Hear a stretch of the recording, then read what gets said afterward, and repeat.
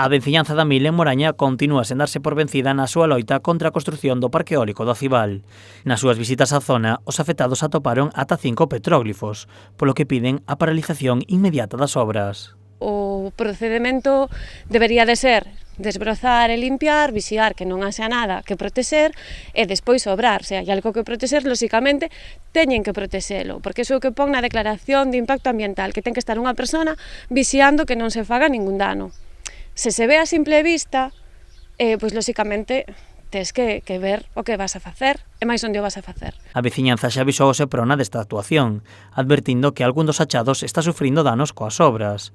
A Garda Medioambiental balizou ao menos 2 petróglifos. O que é interesante saber é ver que está pasando cas obras, é dicir, se se encontra un petróglifo, o normal é que paren como en calquera outra obra, que se pare a obra, que se controle que pode haber na zona e ver se se pode continuar aí ou hai que mover algo ou non pode continuar directamente. Tras estes achados, os afectados piden ao Concello que solicite a paralización das obras.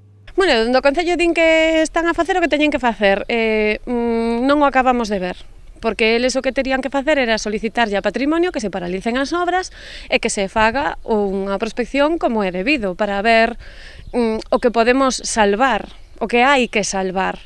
Precisamente, a veciñanza afectada non entende como se puido facer a prospección arqueolóxica previa ao comezo das obras. Esta é unha opinión personal, pero se se fixera ben a prospección, haberíase encontrado antes, digo eu. Entonces, non sei hasta que punto se fixo ou se deixou de facer, eso xa vai na responsabilidade de cada un. Nós, polo que vemos, se vas andando polo monte e ves os petroglifos, pois dá que pensar que non. A veciñanza non entende como se aprobou o proxecto no Acival, xa que a zona conta con pozos cuxas augas dan servizo a toda a ría de Pontevedra. Nesa zona instalaranse 4 muiños, pero nos outros montes de Amil, en Cebreiro e Anduriña tamén irán outros 10.